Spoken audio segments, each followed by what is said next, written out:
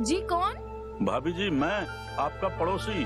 आप इसको अपने अंग से लगा कर देखिए ना। तो दोस्तों, स्टोरी की शुरुआत में सुरेश नया सुंदर सा चश्मा लगाकर सीधा रोहिणी के घर की तरफ निकल जाता है, जहां पर रोहिणी अभी नहाकर बाहर आई ही थी कि सुरेश उसके घर पर पहुंचकर गेट ओपन कर देता है। तभी उसे रोहिणी की सुंदरता के दर्शन हो जाते हैं, लेकिन वो ऐसा नहीं चाहता था। वो तो उसे इम्प्रेस करने के लिए आ रहा था, इसलिए वो गेट बंद करके वापस बाहर की तरफ खड़ा हो जाता है। लेकिन अब सुरेश का दिल नहीं मान रहा था, इसलिए वो थोड़ा सा गेट ओपन करके रोहिणी की सुंदरता के दर्शन करने लगता है। रोहिणी भी इस बात से बेखबर थी कि कोई उसे बाहर से छिपकर देख रहा था। इसके कुछ देर बाद सुरेश गेट नॉक कर ही देता है। तब रोहिणी बोलती है, कौन? सुरेश बोलता है, मैं आपका पड़ोसी, आपको कुछ गिफ्ट देने के लिए लाया हूँ। जिसके बाद रोहिणी बोलती है, ठीक है, मैं आकर दरवाजा ओपन करती हूँ। ना चाहते हुए भी भाभी को गिफ्ट लेना पड़ता है और किशोर को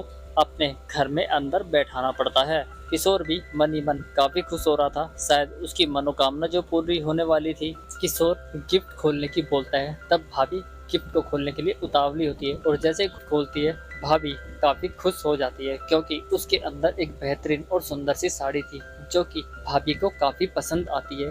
वो बोलती है, किशोर जी थैंक यू, आपने इतना अच्छा साड़ी मुझे ला के दिया। तब वो बोलता है, आपके पति ने बोला था कि आपको कढ़ाई और बुनाई भी अच्छी लगती। रोहिणी बोलती है, हाँ मुझे अच्छी तो बहुत लगती है, लेकिन मुझे बुनना नहीं आता। तब वो एक चीज किशोर को दिखाने लगती है, तभी उसके ऊपर गिर जाती है और किशोर उसको पकड़ लेता है। जिसके बाद भाभी किशोर को देखने लगती है और सुरेश भाभी की सुंदरता को निहारने लगता है। इस बीच वो भाभी से बोलता है, भाभी मैं आपको कढ़ाई बुनाई सिखा दूंगा क्योंकि मुझे अच्छे से आती है।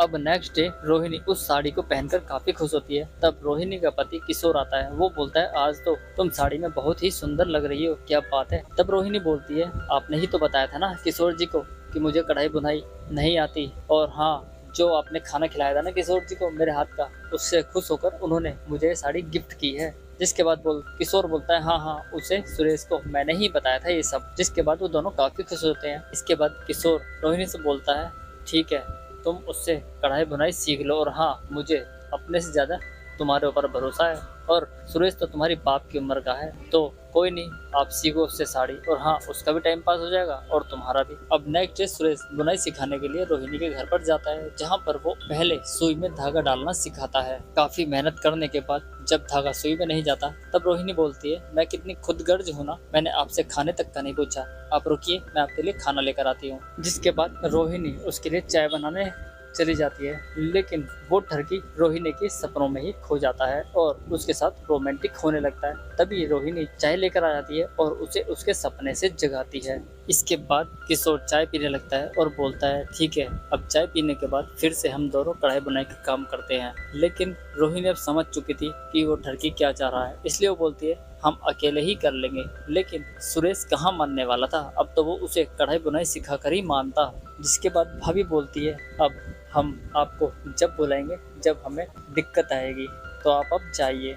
जिसके बाद किशोर वहां से चला जाता है। इसी के साथ ही हमारा यह एपिसोड खत्म हो जाता है। मिलते हैं नेक्स्ट वीडियो में, तब तक के लिए धन्यवाद।